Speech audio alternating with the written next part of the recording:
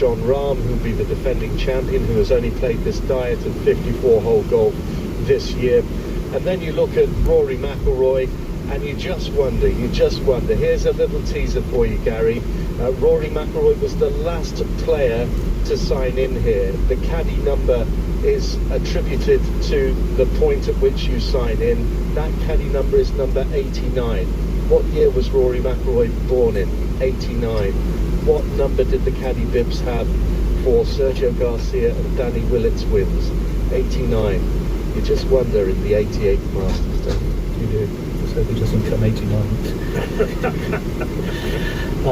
5 Live Sports Extra with Ian and the team. Commentary from 8 o'clock. The weather forecast for the day, I'm afraid, isn't very encouraging. Ipswich missed their chance to go top of the championship after drawing 0-0 with Watford. Barcelona are nicely on course for the semi-finals of the Champions League after a 3-2 win in Paris against PSG. Atletico Madrid defeated Borussia Dortmund 2-1.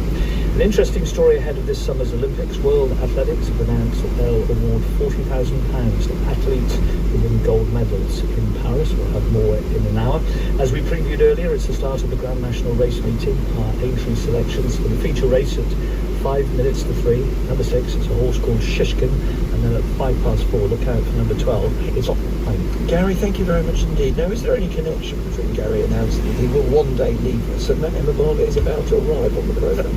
You're both here in studio. Too true. Answer. Emma, morning to you. Just tell us what you're doing for the background show. Well, we'll stick with that, yes, because it is my last day presenting Woman's Hour before I join this mighty programme next month. And it's fair to say we've got quite a programme planned.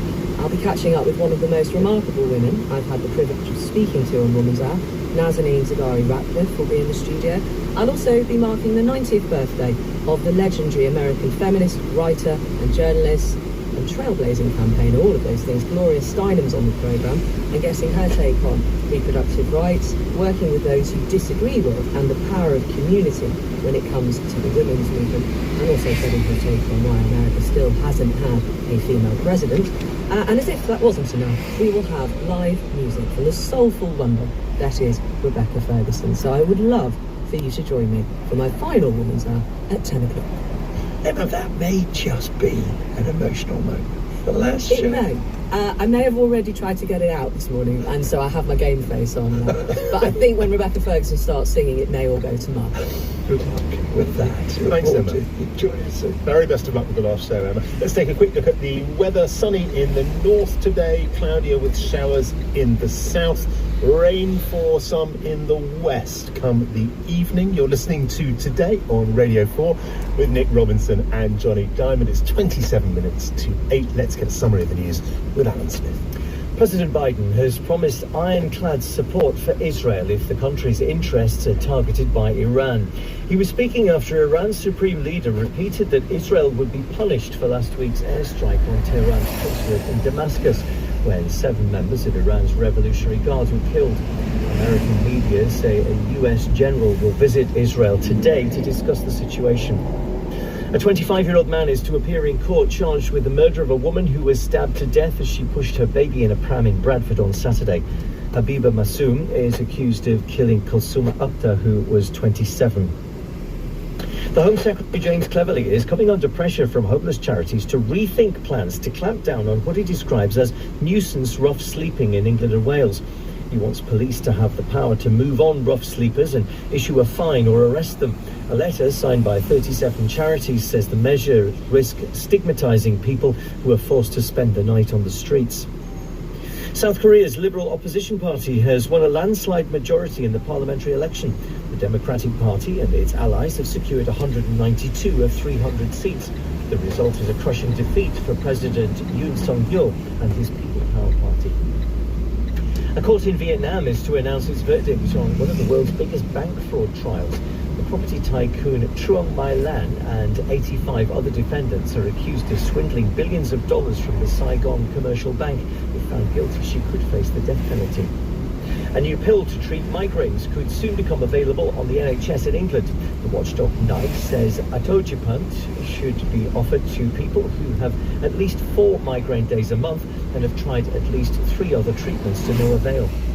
And archaeologists excavating in the Roman city of Pompeii have uncovered stunning artworks in a villa. The walls of the property's large banqueting room are decorated with frescoes from Greek myths, while the floors are covered in mosaics. Alan, thank you. It's 25 minutes to 8 now. Two things are striking about the overnight news coming from the Middle East. First, the belief coming from US intelligence sources that an attack on Israel by Iran is imminent. Second, the fears that Iran may launch a direct attack on Israel in retaliation for the killing of its commanders in Syria last week, rather than using a proxy, say Hezbollah in Lebanon, to launch an attack on Israeli interests elsewhere in the region. Last night, President Biden tried to send a message to Tehran to pull back by promising what he called ironclad support for Israel. They're threatening to launch a significant attack on Israel. As I told Prime Minister Netanyahu, our commitment to Israel's security against these threats from Iran and its proxies is ironclad. Let me say it again, ironclad. We're going to do all we can to protect Israel's security. I've been speaking to a man the President knows well, Ben Rhodes, who was Deputy National Security Advisor under President Obama. I asked him what it would mean if there were a direct attack by Iran on Israel. I think that would be a major escalation. I mean, we've seen Iran and Israel trading these attacks in third countries, but we have not seen Iran take a direct shot at Israel.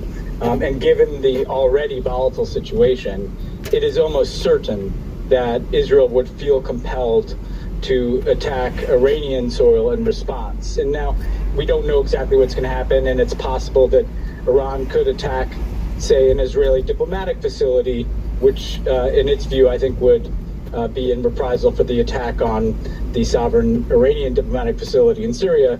But if it is on Israel's territory, I think we can expect an Israeli attack on Iranian territory. And if that happened, we'd expect US support for that. Well, yes, I think, you see in President Biden's comments today a desire to send a message, but I think that message is first and foremost an effort to deter Iran from taking action. I'm sure that US officials are pressing any country that has a line into the Iranians to get them to de-escalate and to avoid that kind of direct confrontation. I think the U.S. would want to avoid and should avoid getting involved directly in attacks on Iranian soil. And look, I mean, this entire situation in the Middle East has been far too violent. And these are the kinds of things that happen when you have not just the war in Gaza, but you have these kind of ongoing proxy wars across the region. I think the U.S. has to find a pathway to try to support a de-escalation here, because the current course is not good for anybody, and it's not good for U.S. interests either.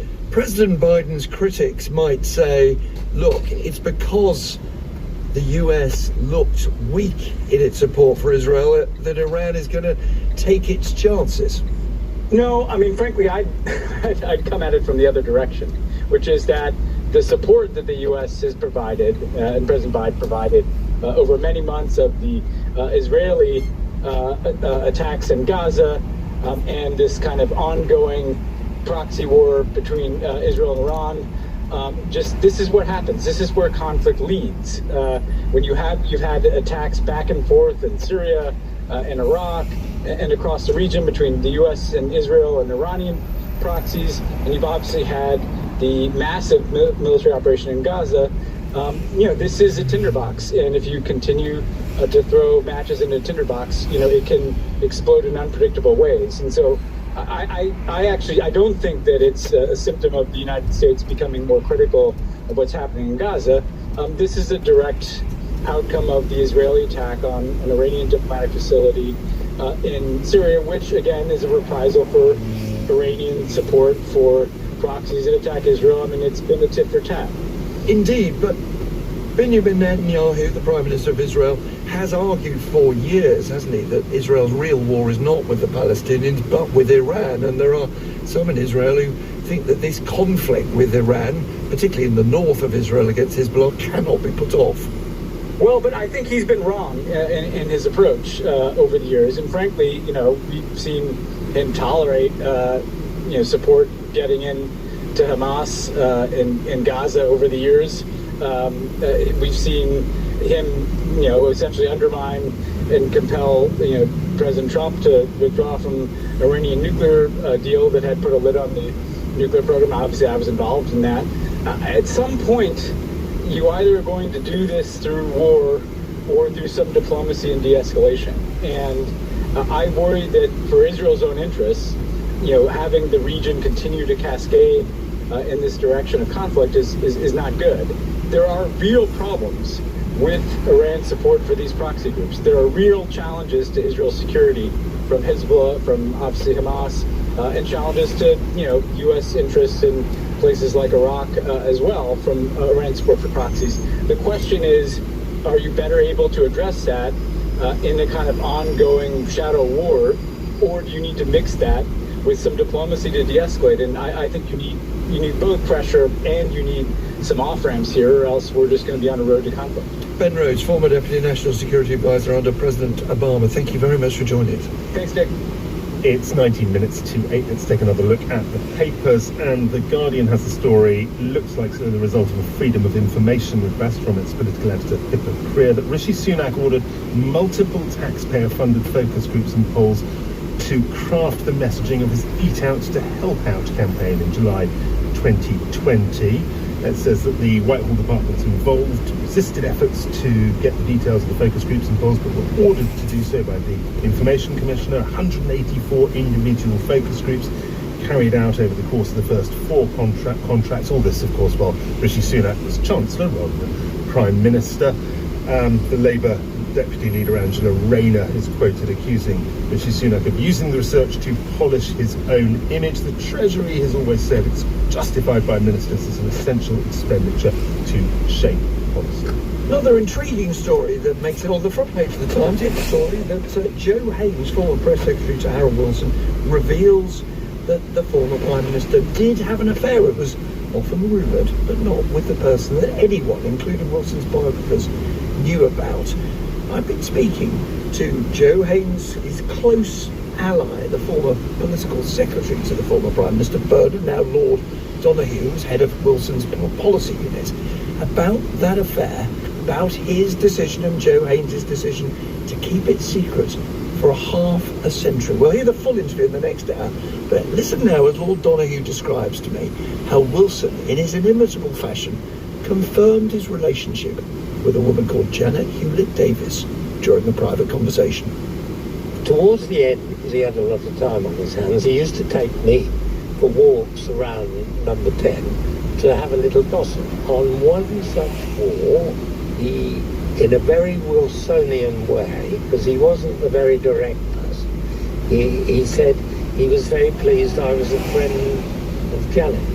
So I, knowing him, know that he wouldn't have raised that unless he'd got some interest or concern. So I knew that he was asking me, did I know about him and Janet?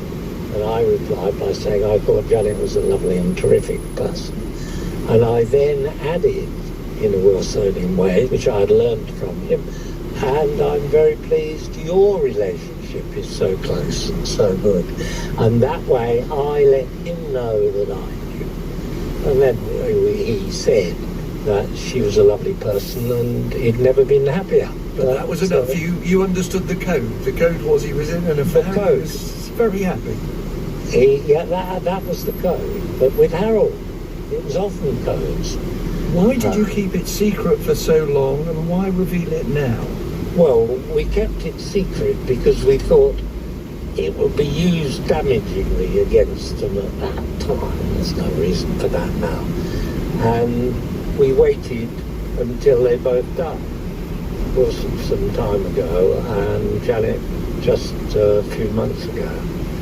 And also, I felt, as a sometime historian, this was important to go in the historical record of Wilson.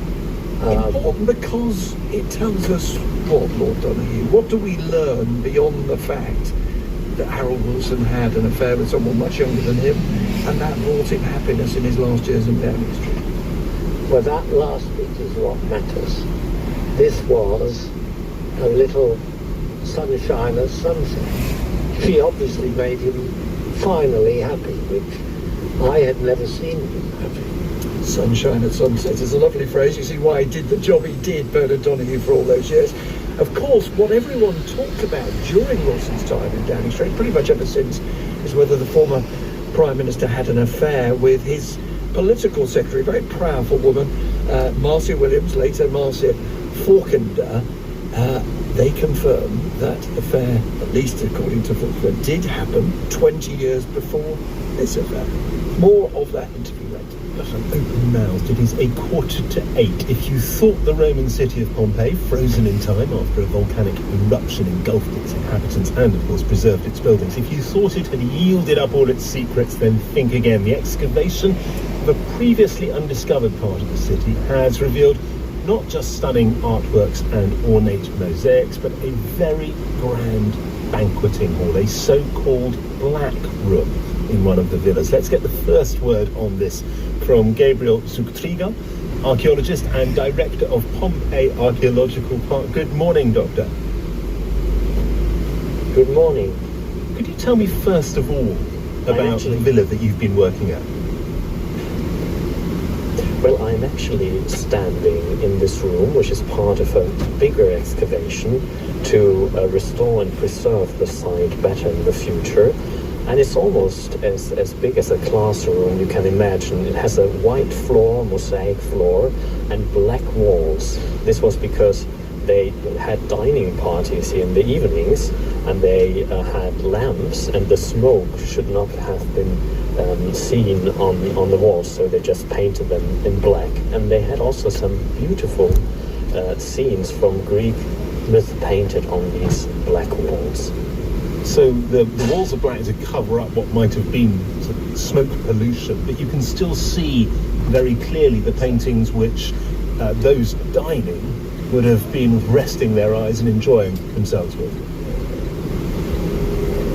And it's on one side, it's the god Apollo, the oracle god of music, with Cassandra, who could see the future but could not change it. Nobody believed her, so it's a terrible fate, and she would be then raped during the invasion of the Greeks in Troy and then brought as a slave to Greece. And on the other hand, on the other side, we see a couple also linked to the war of Troy. It's Helen and Paris. So they are actually maybe the cause of the war, because they run away. It's almost like Juliet and Romeo. She's a Greek woman, the most beautiful woman of Greece, and he's a Trojan prince, and